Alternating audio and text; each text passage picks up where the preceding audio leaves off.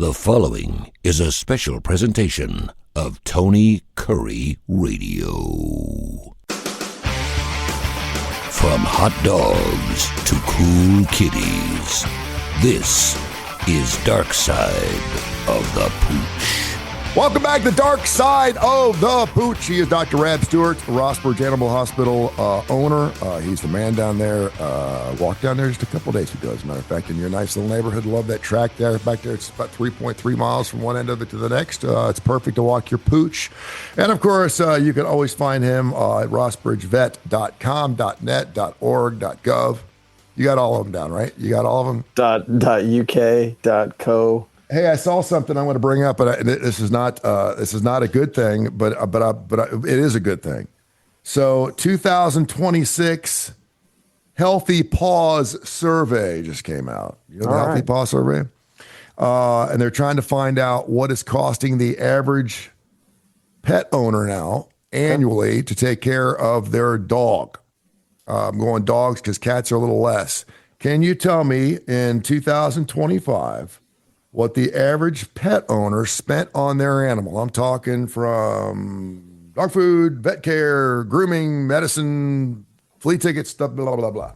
All right, I'm gonna tell you that. Hold on. All right, bag of dog food is this per month. Oh, Can I multiply it by that? Yes. We're gonna add this. Mm-hmm. We're gonna add a miscellaneous of you go, baby. That. That's what we'll talk about. And I'm gonna say it costs $3,500. Ooh, that's a nice little guess. It was $5,220. Okay. And so I'm thinking, whoa, $5,000 is a lot of money. When you get an animal. The first thing I think of is $35, $40 a month for dog food, and that's it. This is what this animal's going to cost me, about $40 a month. I mean, because you don't think about the vet care. You think, okay, well, it's minimal, flea and tick, whatever that cost, But you don't think about parvo. You don't think about major animal issues, snake bites. You don't think about those things. You think it's going to cost me $40 a month for an animal. That's what people do, right? So I wanted to see how they broke this down, and it's really interesting. For people that are complaining and how expensive it is, this rich dog food thing, this farmer dog crap we're going through is first of all, you don't have to do that. That's the most expensive thing on the list. That's $1,800 a year. Okay, that's what is that? $150 a month in dog food? $150 a month in dog food? Really? You're spending $150? So that's what people are spending. And then you know what comes in second? Grooming. Oh, I was going to say toys. I was going to say grooming, $1,500 a year in grooming. So we're spending another $120, $130 a month. I don't spend that on my damn haircuts for the entire family. I don't. Me and my three boys, $60 every 2 months. That's it. $60, $20 pop. Boom. Look. That looks great. People are spending $120 a month on grooming. Then $720 on vet care, $540 on preventative medicine, and then $660 on pet insurance if you have pet insurance. So if you just want to take pet insurance out, don't even do that, $660. You want to cut your grooming in half, you could do that in half, right? I mean, it depends. It depends. But I mean, $1,500. My dog goes to the PetSmart, whatever it is down there. They do a great job. There's some gay dude down there that loves dogs doing Australian Shepherds. This guy can do Australian Shepherds. He's unbelievable. He's the best, right? And so I think he's gay. Anyway, he's wonderful with my dogs. He's super good, super nice guy. And it's $75. It takes him about 3-4 hours. He'll do it on Sundays. He don't care. He loves my dog, knows my first name, everything. $75, and that lasts 3 months. So I'm talking $300 a year for dog grooming. I mean, my dog looks pretty good, right? I mean, they're not going in. This is not like your dad who goes to the barber shop. Remember how our dad used to go to the barber shop every Friday? Or moms used to go to the boutique every Sunday after church. The beauty parlor. The beauty parlor. Yeah, they used to get your hair done every week. No.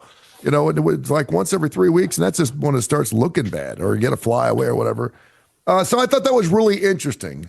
And all those things, the dog food, the vet care, the grooming, I think are all things that you can make an argument, yes, I need these things. But what I would love for you to talk about is, and I really don't have a question here, but I don't want people not getting animals thinking, oh my gosh, it's going to cost me $5,000 a year, because it doesn't.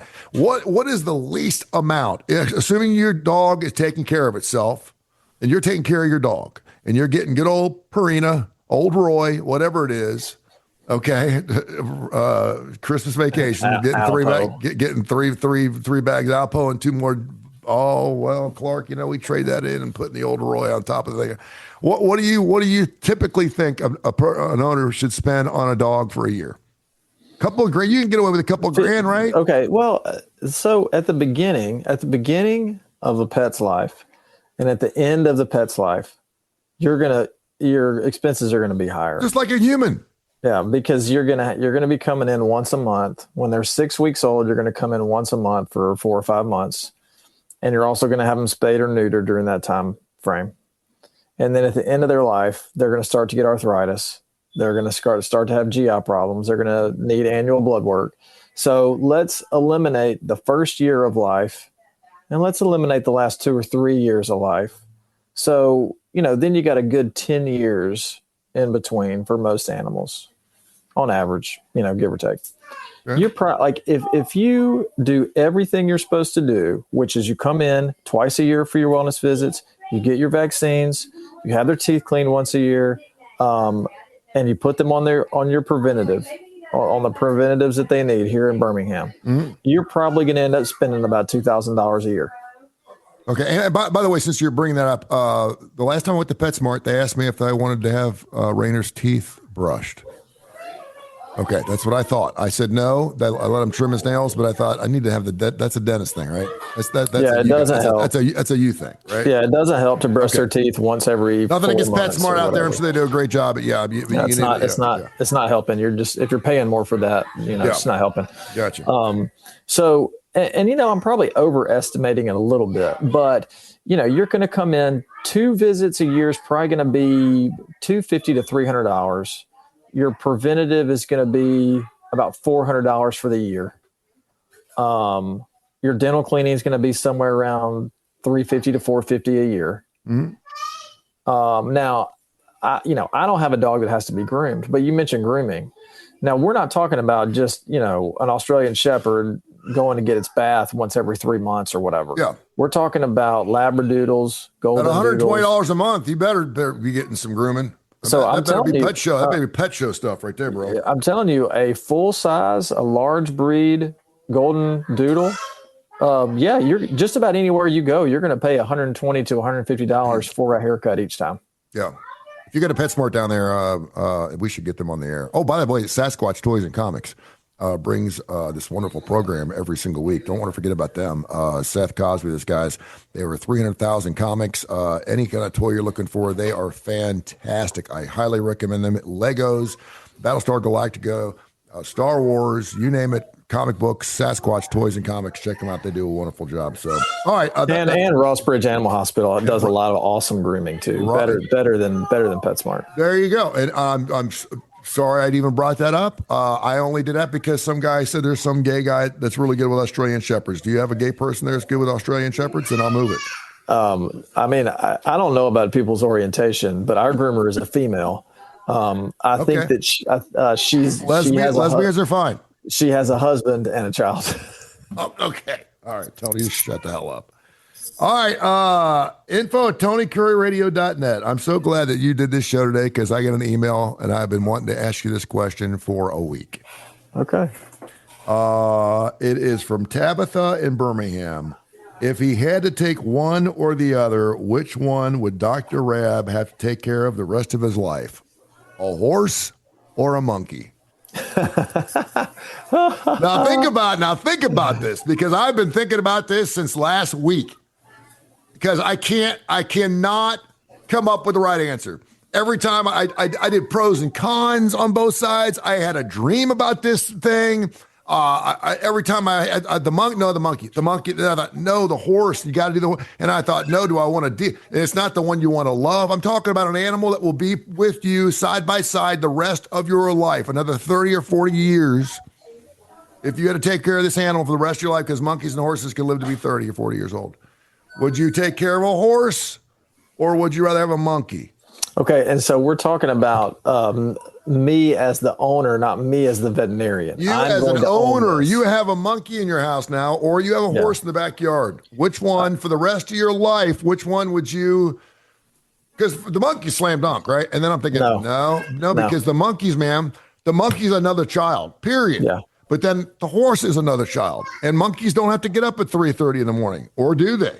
I don't know if monkeys have to get up, and they're kind of loud. Horses are outside. I can ride a horse. Can I ride a monkey? No, but I can put a monkey on a horse. I was losing sleep over this shit. It was unbelievable. I was thinking, I was like, I got to get the pro to tell me the truth here. What is the answer to this question? I think the answer is a horse. Okay, why? Well, because you can set it and forget it. And for a brief time. Well, there's boarding facilities for horses. You know, you don't have to. The horse doesn't have to live in your backyard. Well, now for sake of this question, I'm sure she's saying no. This is an animal that is your friend. Like you can't board a monkey. You can't board. I mean, that's what I'm saying. I'm talking about. You'd have to have the horse at your house. You'd have to be a horse owner. Horse owners don't board their animals, not unless they're going on vacation. If you're going on vacation or something, I'll let you board your horse for a week. I'll watch your horse for a week, okay?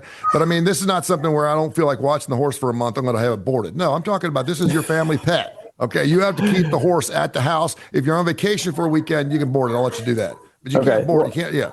I'm still going to pick the horse because I grew up with horses. Like we had horses literally like on our property.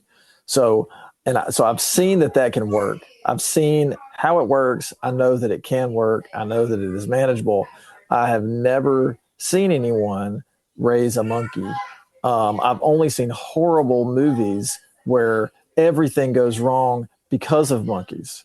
Either the new one that came out, either Primate. Have you seen that? Have you seen that yet? That's based on the real story now.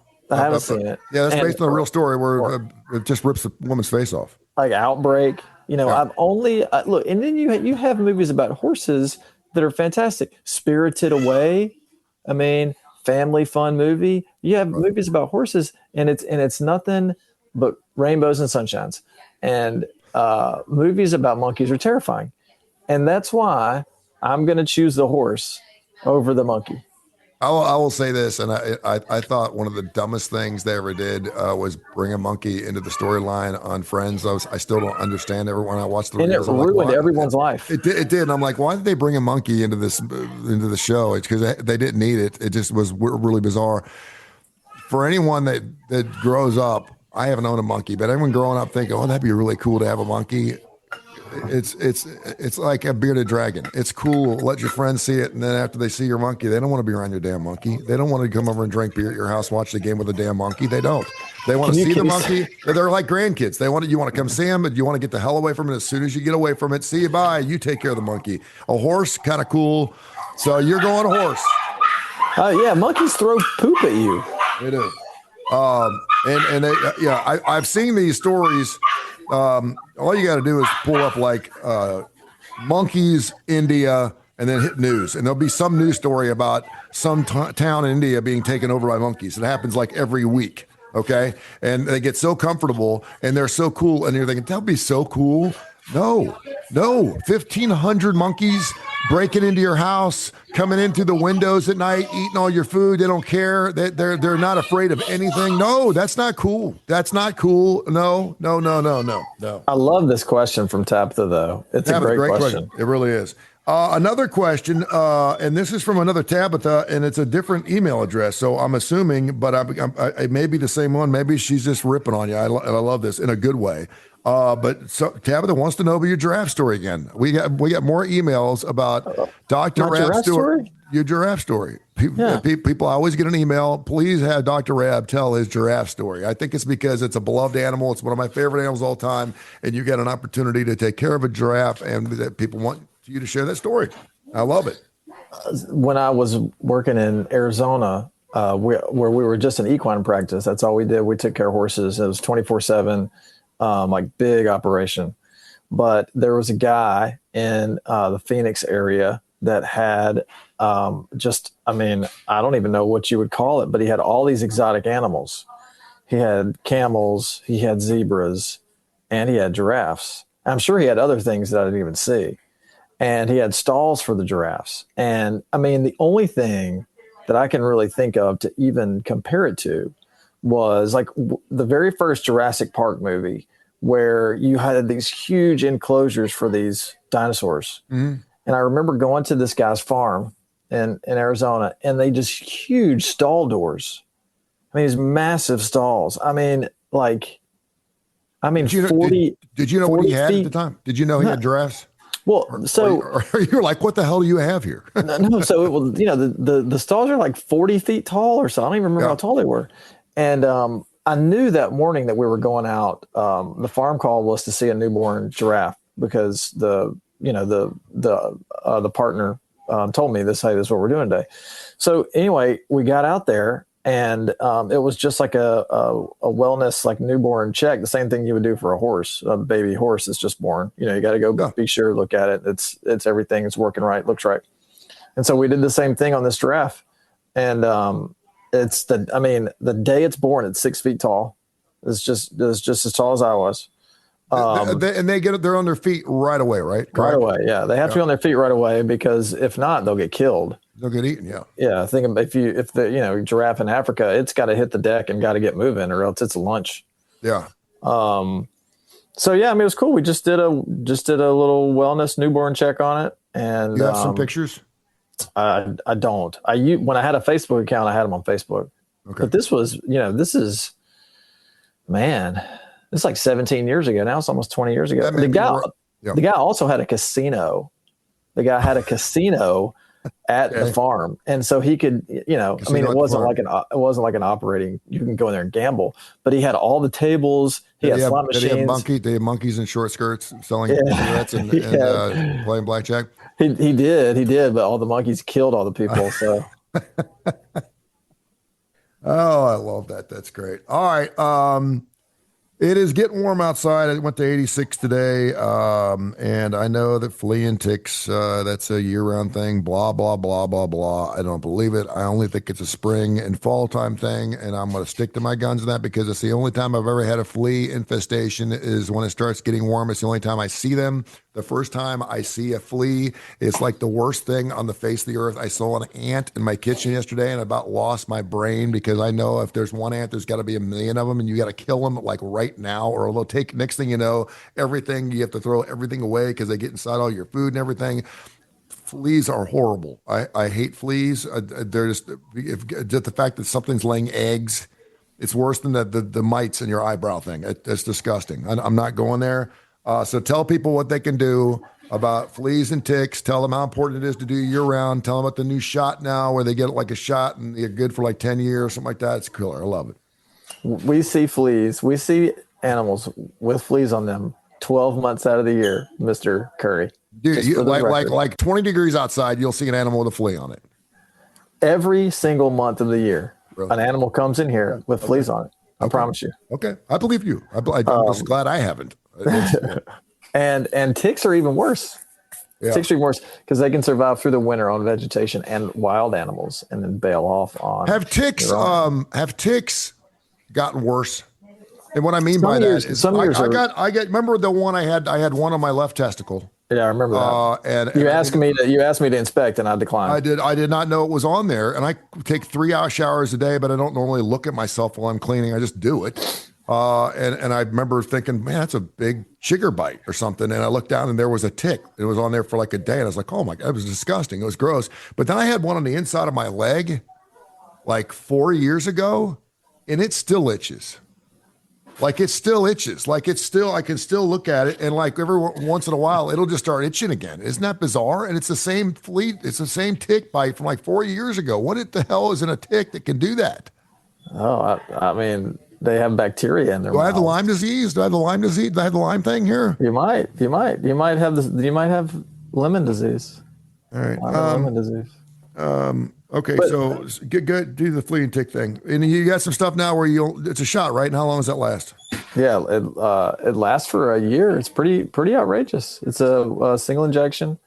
And it has, really, really good spectrum of coverage for almost every tick that you could envision, and fleas as well. So, I mean, it's What's that awesome. gonna set me back? Because I'm coming in tomorrow. It depends on the size of the dog, but 45 pounds. It is very comparable to 12 months of oral preventative. Okay. So you're going to be in the ballpark of, probably about $180. You're doing a podcast with a guy, you give him a break, correct? Oh, well, we'll see. Good. We'll see. Johnny in Birmingham, another great question. Great. And I have not looked through our emails. I need to do this. Brought to you by Sasquatch Toys and Comics. Johnny wants to know, what is the one single insect that will bring the earth to its knees? That's all he said. And so I'm going to let you take this question any way you want. We know that mosquitoes kill more human beings than anything on the face of the earth. Yeah, I just brought up, and this is the reason I was bringing up the tick thing. Is there some type of amoeba in the permafrost? I know the permafrost is, people are talking about all these bio things that we, that dog sounds really nice right there now. That sounds like a nice little puppy dog. Let's see. Oh, yeah. Yep. That's one of our daycares going home. That's Charlotte. So is there a particular gnat, fire ants, mosquitoes, wasp, hornets? Is there one particular insect that we're not thinking of that thought, if you wanted to make a Steven Spielberg flick to take over the world, this would be, mosquitoes are too easy. Give me a good insect. Yeah, mosquitoes and fleas are the ones that have traditionally caused the most horrible things. So I don't see how it could be any different. Mosquitoes cause malaria. I think, is malaria yellow fever? Is that something different? I think so. Yeah, I think it's. So fleas have caused the bubonic plague. I don't see how you could stray away from those two answers. They're the most devastating. There's a really cool one in Mexico right now. It's called the New World screwworm. I've heard of this now. Explain. This is pretty cool. Yeah, it's a fly, and it deposits its larva on livestock, and the larva just burrows into the cow's flesh until it gets a horrible infection and dies, or it just lays waste to the meat that you could get from processing the cow. So it's a huge, as far as a commodities go, it can just wreak havoc in your cattle farm. So, there's probably a lot of stuff out there that we don't even know about, but the New World screwworm has the coolest name of an insect, really, and it can do a lot of damage to our food. Yeah. And, it's probably going to be something dumb like that some insect that gets into, I don't know, drinking water or something that ruins everything for us. You see War of the Worlds? There was a Tom Cruise movie. No, I never saw it. I heard it was bad. No, it was really good. I loved it. It was a little over the top. There's a new one that's bad. Is there another one? The Tom Cruise one was good. There's a new one that's bad. It was a blockbuster, but it was good. It still keeps me up at night sometimes when I think about that. H.G. Wells. Yeah, H.G. Wells, the original was fantastic, and of course that thing came alive on radio. I'm not going to give it away. But at the end of the movie, what kills these aliens is something so mundane and something that we just don't think about. Smallpox. It's just like that. It's like that easy to figure out. Of course, we can't figure it out until the end of the movie. And I swear, I think when God comes back and we have the rapture for 70, I really believe it's going to be something very simplistic. I don't think it's going to be a world war. I don't think it's going to be COVID. I don't think it's going to be something we're going to have to sit down. I think it's going to be something that we missed. And it's going to be it's just going to be global warming. It's going to be like the water or global warming. Yeah, it's just going to be something like duh. And it's not going to be. Yeah, I have a feeling, but I do think it's going to be the Earth. I think she's going to get the final say. We've just crapped on her so bad. Sure. And I think that she will get and of course I'm talking about the big guy upstairs. I think he will get the final say, and he's like, I created this beautiful, beautiful thing for you all to live on, and you just didn't take care of it, and now it's time for it to take it back. He's already done. He did it with a flood. He can do it again. Well, I think if you've watched the show for long enough, you know that I don't watch the news. I don't pay attention to politics or anything like that.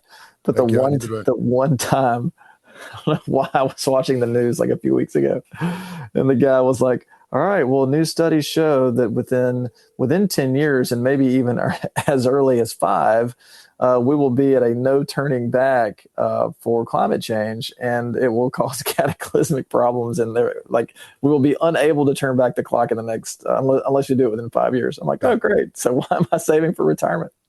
I know exactly right. I had Mickey Ferguson on my show this past Friday, speaking of the devil.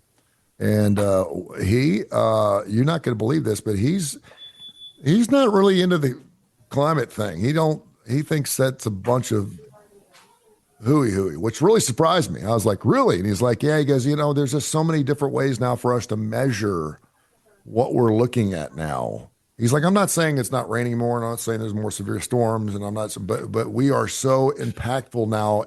We got people standing in earthquakes now. We got people that are flying through earthquakes. We got every single second. We know where the barometric pressure is. We are taking these things and breaking them down to the, and back in the old day, it would rip through town. You look at the damage, you blow it back up, and you're done. And now we look at everything's got a name and everything. And we just make it because it's a huge story, right? It's a huge news story, and we've created this. Oh my God! And because that sells. Yeah. And so he's like, I'm not saying it's not getting worse. And I said, well, would you say like 9 of the last 10 summers, the hottest summers on record? He goes, yeah. I guess I don't know. Maybe we're measuring these things differently now. Maybe we have more areas we're now measuring that are in hotter parts of the country. I don't know. Anyway, I like Mickey. Ferguson. Oh, he's great. It's cool. He's a great guy. You guys would knock it out. All right. Sasquatch Toys and Comics. Always interesting. We'll talk about movies next week because I have not, dreams and movies next week because I have not had really either.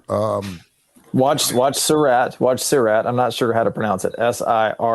Okay. I watched that yesterday. What is that? It's about a son. It's about a father and a son who go into the Moroccan desert to try to find his daughter who went missing at a rave. Oh wow. Okay. I told you about the Glass Onion movie, right? Oh yes, yeah, Knives Out. You got to go see that third installment. That's fantastic. Yeah, best movie I've seen in a long time. Yeah, we were going to watch that, and we were somewhere in our Netflix. My wife and I were going to watch that, but our Netflix, for some reason, it wouldn't pull up, so we didn't get to watch it. For some reason, that movie is really hard to find. I don't know why, and it's a great movie. But it's on Netflix. The Knives Out movie. It was released on Netflix, but for some reason, sometimes it's on there, sometimes it's not. I don't know. It's really bizarre, kind of strange. All right, any interesting stories that you've worked on? Any puppies or kitty cats? Any good stories you want to go before I leave you? Let you fly. Man, off the top of my head, nothing really jumps out. It's been pretty much, just business as usual. Nothing crazy since last week. All right, tell people how they can find you. You can call us at 208-0301. You can email us, rossbridgeanimalhospital@gmail.com, or you can find us on Facebook. Sasquatch Toys and Comics, man, over 300,000 comics. They're right there in Homewood. You're going to walk in this place and you're going to go, what in the world has this place been my entire life? It is going to take you back to the 60s and 70s. If you've got toys unopened in the attic, you want to buy, sell, trade, he does it all. He goes all over the world doing these toy shows and stuff. He's amazing. Check out Sasquatch Toys and Comics. My brother, have yourself a wonderful week. We'll catch up next week. Hey, ask Seth if there's a comic book that has veterinarians in it. What is the most veterinary-friendly comic book? Oh, that's a veterinarian-friendly comic book. You got it. I'll do it. I'll bet you Stan Lee hadn't thought of that one. Yeah, well, it's too late. Too late for him. All right, thank you, my man. Appreciate you. See you, bud. This has been a special presentation of Tony Curry Radio.